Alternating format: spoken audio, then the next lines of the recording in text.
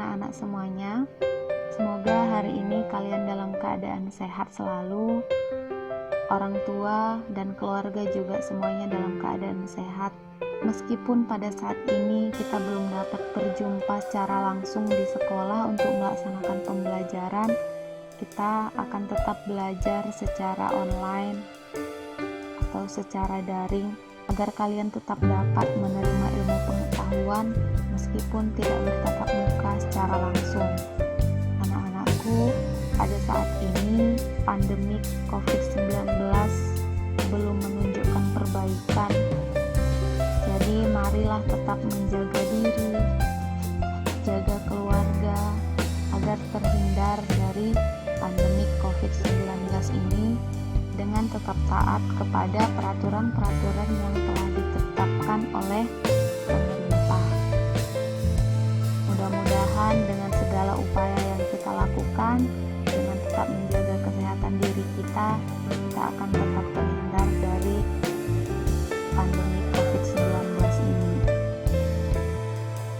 Baiklah, pada pertemuan kali ini kita akan melanjutkan kembali materi pembelajaran kita, di mana pada minggu sebelumnya kita sudah belajar tentang pencemaran air dan pencemaran tanah.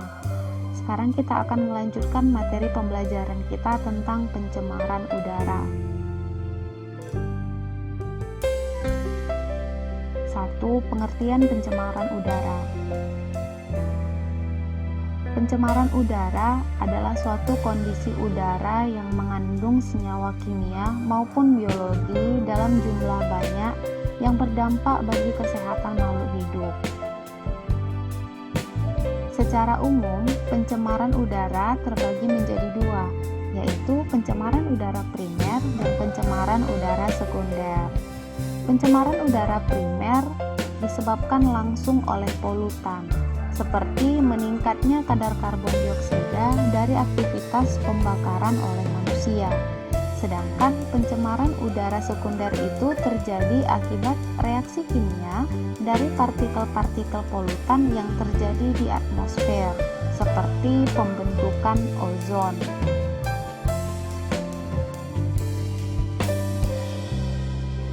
Dua, penyebab pencemaran udara. Secara garis besar, penyebab pencemaran udara itu terbagi menjadi dua, yaitu aktivitas alam dan aktivitas manusia.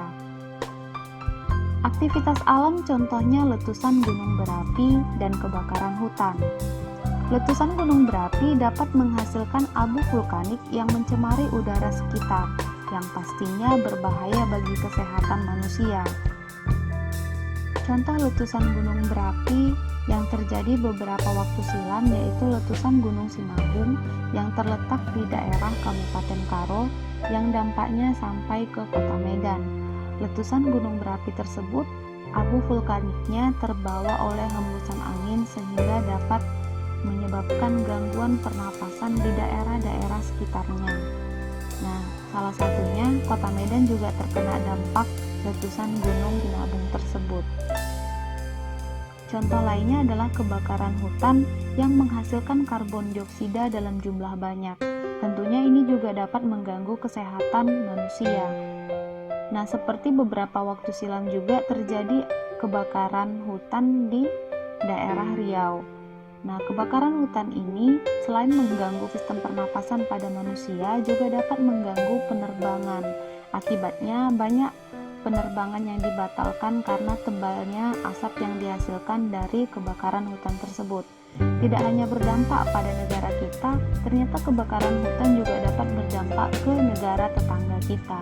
Itulah contoh penyebab pencemaran udara akibat aktivitas alam. Sedangkan pencemaran udara akibat aktivitas manusia misalnya seperti dihasilkannya asap pabrik, asap kendaraan bermotor, pembakaran sampah, dan asap rokok.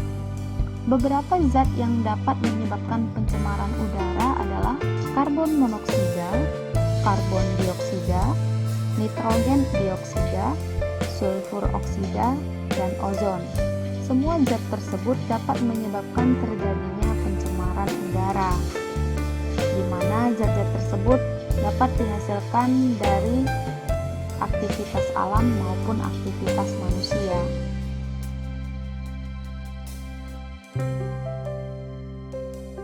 Tiga, dampak pencemaran udara. Pencemaran udara dapat menimbulkan beberapa dampak dalam kehidupan manusia. Tidak hanya mengganggu kehidupan manusia, tetapi juga dapat mengganggu hewan dan tumbuhan. Dampak yang pertama adalah menimbulkan berbagai penyakit, terutama penyakit pernapasan, atau sering juga kita sebut dengan infeksi saluran pernapasan. Dua, dapat mengakibatkan hujan asam. Hujan asam ini mengandung sulfur yang dapat mengganggu pertumbuhan tanaman dan mempercepat terjadinya korosi atau perkaratan.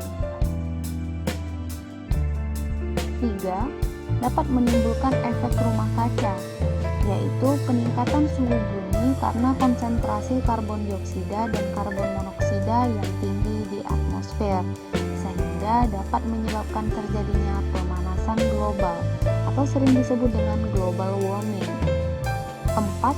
Dapat merusak lapisan ozon sebagai akibat penggunaan produk pendingin ruangan yang mengandung zat CFC atau klorofluorokarbon seperti freezer dan AC. 4. Penanggulangan pencemaran udara. Beberapa upaya yang dapat dilakukan untuk menanggulangi pencemaran udara antara lain: 1. Memasang filter pada cerobong asap pabrik. 2. Menanam dan merawat tumbuhan di sekitar atau melakukan penghijauan, khususnya di daerah-daerah yang dekat dengan pabrik atau di pinggiran jalan. 3. Menggunakan kendaraan seefisien mungkin. Nah, misalnya tidak menggunakan kendaraan atau tidak menggunakan mobil pribadi jika hanya mendatangi daerah yang sangat dekat. 4. Menggunakan kendaraan yang ramah lingkungan seperti sepeda atau beberapa kendaraan yang menggunakan bahan bakar yang ramah lingkungan.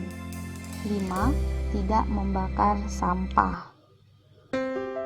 Nah, itulah pembelajaran kita pada pagi hari ini tentang pencemaran udara, di mana kita sudah belajar tentang pengertian pencemaran udara, apa penyebab pencemaran udara, apa dampak pencemaran udara, dan bagaimana cara penanggulangan pencemaran udara. Nah, tugas untuk kalian, coba kalian cari tahu bagaimana proses terjadinya hujan asam dan bagaimana proses terjadinya pemanasan global sebagai akibat dari dampak pencemaran udara. Jadi tugasnya ada dua. Yang pertama, bagaimanakah proses terjadinya hujan asam? Dan yang kedua, bagaimanakah proses terjadinya pemanasan global? Jika ada pertanyaan, bisa kalian sertakan di bawah tugasnya supaya dapat dijawab di pertemuan berikutnya.